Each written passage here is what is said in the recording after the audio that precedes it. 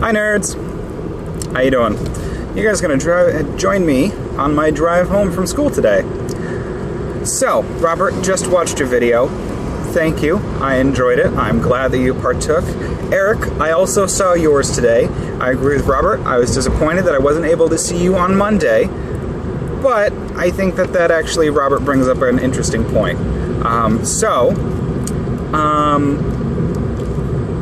One of the things that I think we're gonna do is this time we're gonna let it slide for Eric. It's too warm not to have the window down, I'm sorry. Because he wasn't able to get to my house and get the camera that he needed to borrow because he didn't have one yet. So, you know, we're gonna treat this like a college course where technical issues are not going to be excused. You should have thought of that ahead of time, prepared, whatever.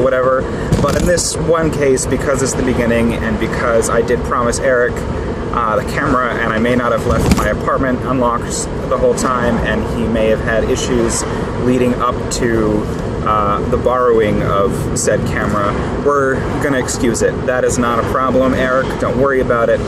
Second, and I was driving home last night, actually, from Brat. I was visiting with someone, and I was worried. It was about 9:30, 10 o'clock last night, and I was worried that Eric wasn't going to upload in time, and I wasn't sure if that was due to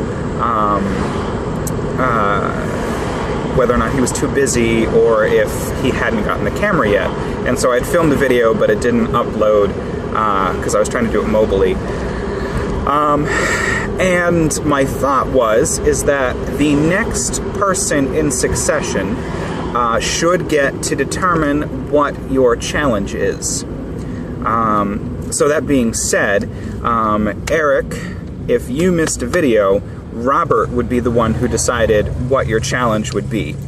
And Robert, if you miss a video, I get to decide what your challenge is.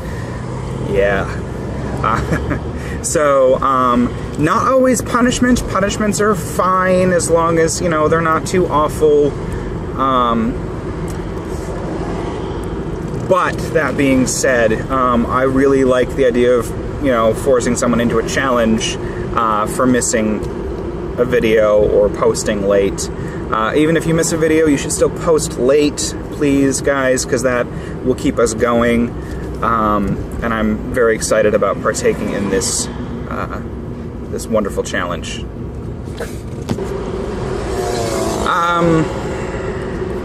Sorry, Robert, I've forgotten how you numbered things. I remember that 2 was challenge, I think, and 3 was language. 1 was time limit. I don't know if I want to stick with like a 4-minute time limit type thing. I personally have watched much longer YouTube videos. I mean, obviously, we've all watched some of Crash Course, which are usually somewhere between 11 and 18 minutes long. And those I enjoy. But that being said, every video can't be that long and still be wonderful, and I realize now that I'm getting close to 4 minutes. So let's see if I can do this in less than another minute. So I'm thinking maybe a 5 or 6 minute time limit, and let's open that up for discussion. Let's talk about that, see who thinks what. Sorry, tricky bit there.